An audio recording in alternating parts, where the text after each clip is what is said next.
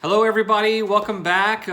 Rick and Melissa here, Married Life University, our Married Life U Chats. We are back after our short little holiday hiatus. I know you guys have missed us, been waiting and waiting and waiting for us to appear in your newsfeed again, and here we are, finally. What are we going to talk about on our welcome back trip today? Well, I'm excited about this video. We've titled it Knowing Your Spouse, and I'm sure some of you guys are thinking, but I know my spouse. We've been married a long time or a short time or whatever, but I know my spouse.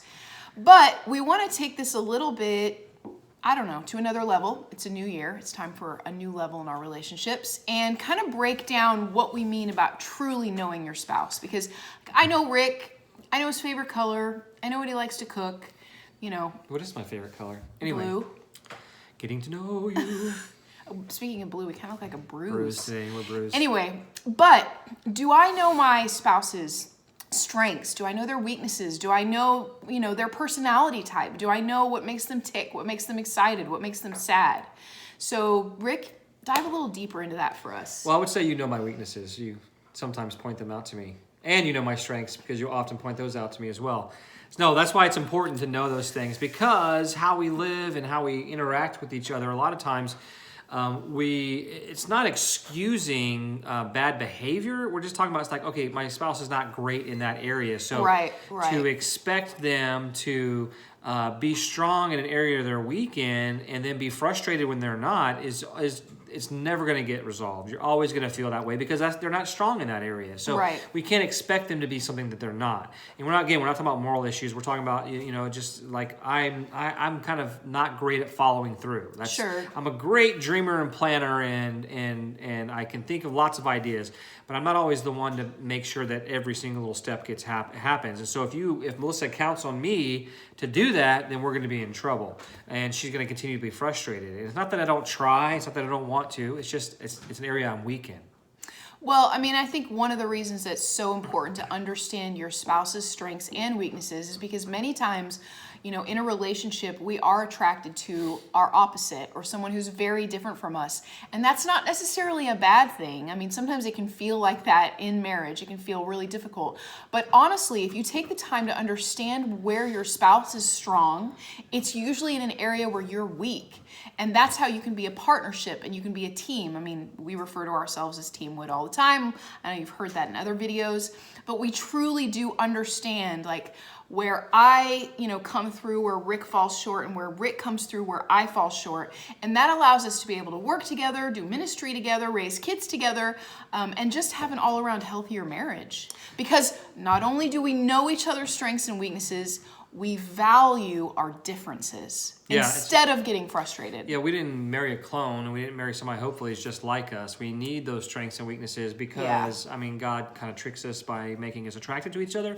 And then we get into marriage and it's important to have that balance to bring balance to one another. Right. The second thing I want to talk about is just kind of a fun thing to do or you can use, like a lot of times, is personality tests. Yeah, I don't know, absolutely. Enneagram is very popular. It's like, we get to sit around and it's fun. We sit around with friends sometimes and go, okay, what type are you again? And we'll spend time getting to know getting to know each other. And so any of those can be tools. They aren't the end all be all, or they aren't the gospel. They're not always 100% always true, which is kind of fun. But taking those Enneagram or your disc or whatever, and then talking about them. It's just kind of entertaining and fun. And Rick's phone to do that. And my phone is ringing. Never not busy. Myers-Briggs test.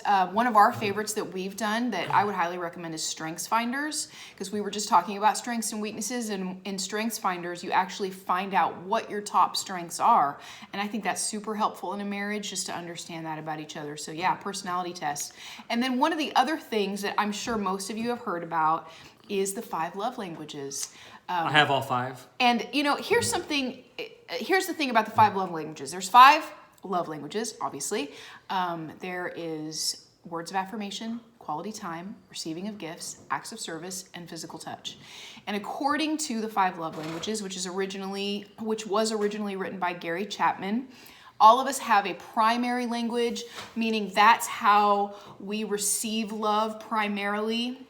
And like mine, for instance, is quality time. So when I get quality time with Rick, I feel loved. But I honestly have learned the longer that we've been married and the longer that we've worked with couples that I think your love languages can change. And sometimes your love language is the area in your relationship where you feel it's lacking.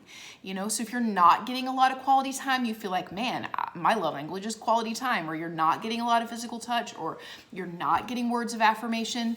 That's just my 2 cents, but I'm sure we all probably do have a primary love language and I think, also. As we wrap up, I think it's really important to know that whatever, say we do have one solid primary love language, it's important to know your spouse so that you can speak love to them in the way that they can receive it the best. Right, absolutely. Because here's the thing, a lot of times we spin our wheels, we're like, I'm Trying buying my to do wife all all these these gifts things and all and- this stuff, and she yeah. doesn't, and then it's like, well, that's not how she receives love primarily. Right, So right. you can be saying I love you, saying I love you. Okay, but just saying it, that doesn't necessarily do anything for them. But acts of service or quality time, that communicates more deeply Right, what's their love than language? any other Yeah. thing. So that's the importance of knowing your spouse. What's going to speak to them in that moment when they need it the most, and what's going to help kind of bring you guys closer together and make you more aware of the specialness of your bond. So if you have any more questions about getting to know your spouse or any of these tests, because we can certainly give you guys links to take these personality tests or